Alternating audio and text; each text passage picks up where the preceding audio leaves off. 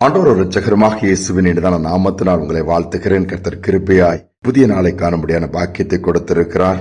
பாருங்கள், நாட்களும் காலங்களும் வேகமாய் போய்கொண்டிருக்கிற இந்த மாதத்தின் கடைசி பகுதிக்கு நாம் வந்துட்டோம்.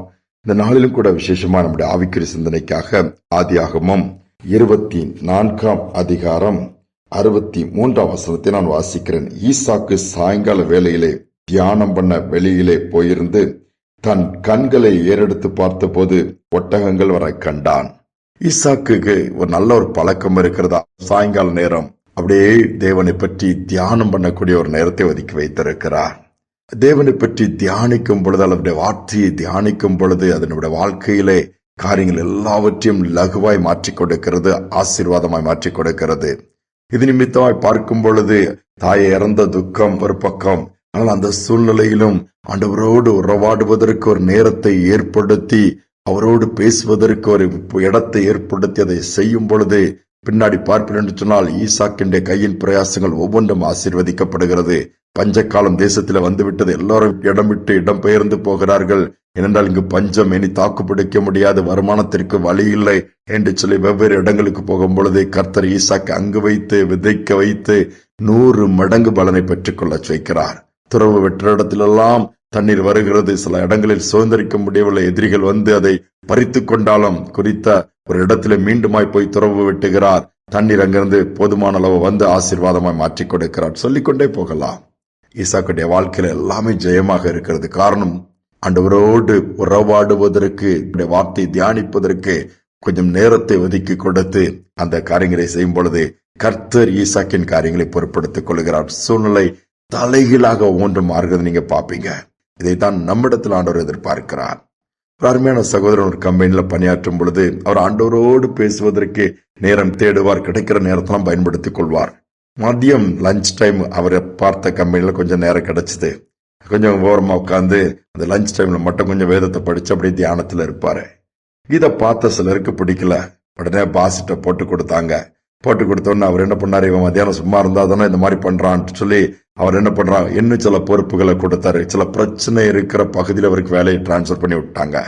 அந்த யூனிட்ல போய் அந்த இதெல்லாம் நீ பாத்துக்கோ, அங்க போனா நிம்மதியாவே இருக்க முடியாது, ஏதாவது பிரச்சனை வந்துட்டே தான் இருக்கும், உட்கார முடியாது, எழுந்திருக்கணும், அது போய் பார்க்கணும். இந்த மாதிரி சும்மா அங்க கொஞ்சம் நேரம் இருக்கிறதுனால தானே பைபிள் வாசித்து இப்படி ஜோம் பண்ணிட்டு உட்கார்ந்துட்டு இருக்கிறான்னு சொல்லிட்டு போட்டதும் இவருக்கு துக்கமாயிடுச்சு. கொஞ்ச நேரம் லஞ்ச் டைம் கிடைச்சது, அதுலயும் கொஞ்ச நேரம் நம்ம ஆண்டவர் கொடுக்கலான்னு பார்த்தா அதுலயும் தடைய பண்ணிட்டாங்கன்னாலும் ஆண்டவர் சொன்னாரா, ஏன் நீ அங்க போ, நான் பார்த்துக்கிறேன் அப்படி சொல்லி அங்க போனாராம். இவர் அங்க போனதுல இருந்து பிரச்சனைகள் எல்லாம் நிறைய இருக்கிறதெல்லாம் பார்த்தாரு. இவர் என்ன பண்ணாரு, அப்படியே சுத்தி பார்த்துட்டு உட்காந்து ஆண்டவரே எப்படிங்கும்போது நீ வெயிட் அண்ட் சீன்னு சொல்லிட்டாரு. காத்திருந்து பாருங்கும்போது இவர் போய் உட்கார்ந்தாரு. பிரச்சனைகள் எல்லாம் அமைதியாக மாற ஆரம்பிச்சிருச்சு, எல்லாம் நின்று போயிடுச்சு. பாருங்கள், இவர் அங்கு போனாலும் இவருக்கு நேரம் அழகாக உண்டு. பிரச்சனை இருந்தால் தானே வேலை அதிகமாக இருக்கும். எல்லாம் சமாதானமா நேர்த்தியாய் மிஷின்ஸ் எல்லாம் நல்லபடியா ரன் ஆக ஆரம்பிச்சிச்சு. ஸ்டக் ஆகல, ஃபால்ட் வரல, பவர் ஃபெயிலியர் வரல. எல்லாமே ஆச்சரியப்பட்டாங்களா, என்ன செய்தாருன்னு சொல்லி. என்ன இவர் போனா அப்படின்போது கேட்டா, ஆண்டவரை பற்றி தியானித்து கொண்டே நீங்க தான் எல்லாம் சொல்லி அவரோடு உள்ளத்தின் ஆழத்துல பேசிக்கொண்டே இருப்பாரு. கர்த்தருங்க காரியங்கள் எல்லாவற்றையும் தம்முடைய கட்டுப்பாட்டுக்குள் கொண்டு வந்து விட்டார். எல்லாம் நேர்த்தியாக நடக்க ஆரம்பிச்சிருச்சா. எங்க வேலை பாக்குறீங்க, எங்க இருந்தாலும் அந்த இடத்தை உங்களால மாற்ற முடியும். எப்பொழுது கர்த்தரை பற்றிய ஒரு நினைவு, அவருடைய வார்த்தையை பற்றிய ஒரு தியானம் இருக்குமானால் செய்வதெல்லாம் வாய்க்கத்தான் செய்யும். சூழ்நிலை மாறிடும். வனாந்தரத்துல போட்டாங்களா, நீங்க அங்க போறது நிமித்தம் அங்கே ஆசீர்வாதம், அது பாலைவனமா இருந்தா சோலைவனமா மாறதை நீங்க பாப்பீங்க. நெருக்கத்துல இருக்கீங்களா, அங்க நீங்க போனீங்கன்னா விசாலம் வந்துடும். இருளான இடத்துல போட்டாங்களா, உங்கள் நிமித்தம் வெளிச்சம் வராது. இதுதான் ஆண்டவர் செய்ய விரும்புறாரு. நாம என்ன பண்றோம், அந்த சூழ்நிலையை பார்த்து இப்படி ஆயிடுச்சு, என்னை இங்க கொண்டு போட்டாங்களா, என்னை இங்க கொண்டு உட்கார வச்சுட்டாங்களா, என்னை மட்டும் தான் பழி வாங்குறாங்க, எனக்கு தான் அந்த வேலை அதிகமா. ஆண்டவர் உங்களோடு கூட இருக்கிறாரு. எப்படிப்பட்ட பெரிய வேலையை கொடுத்தாலும் அவருடைய உதவினால எளிதா செஞ்சுவிட உங்களால் முடியும். அதுதான் தேவை, அதுதான் வித்தியாசத்தை ஏற்படுத்தும். இவங்கிட்ட ஏதோ கொடுத்தாலும் இவங்க செய்து முடிக்கிறாங்க, காரியங்கள் எல்லாம் ஜெயமா இருக்குதுன்னு சொல்லுவாங்க. அந்த பாக்கியத்தை கர்த்தர் கொடுக்க விரும்புகிறார். செய்ய வேண்டியது ஒன்றே ஒன்று, அவருடைய வார்த்தையை தியானிப்போம். ஒரு வார்த்தை வசனத்தை வாசிக்கிறோம், அன்னைக்கு முழுவதும் அதை தியானிச்சுட்டே இருப்போம். அதுல அக்கினி இருக்குது, அதுல வல்லம் இருக்குது, விசுவாசத்தை பெருக பண்ணக்கூடிய காரியம் இருக்குது, சுகம் இருக்குது, சொல்லிக்கொண்டே போகலாம். நமக்குள் வரும், நம்மளமா அது மற்றவர்களுக்கும் கடந்து சென்று ஆசீர்வாதத்தை உண்டு பண்ணும். ஜெபிப்போம். அன்பின் தகப்பனே, இந்த நாளில் எங்கு பார்த்தாலும் வேதனைகள், நெருக்கங்கள், மன அழுத்தங்கள் நிறைந்ததை பார்க்க முடியுதுப்பா. இடம் சரியில்லை, வீடு சரியில்லை, குடும்பத்துல இந்த காரியம் சரியில்லை, பிள்ளைகள் சரியில்லை, வேலை சரியில்லை, சரீரம் சரியில்லை, எதுவுமே சரியில்லைன்னு சொல்லி எல்லாத்தையும் பார்க்கும் பொழுது குறைவுகளை பார்க்கிற அந்த உலகத்துல நாங்க வாழ்ந்துட்டு இருக்கிறோம்ப்பா. ஆனால் நீ நிறைவான தேவன். நீர் எங்களுக்குள்ள வந்துட்டா எங்கள் கண்களும் நிறைவானதை தான்ப்பா பார்க்கும்.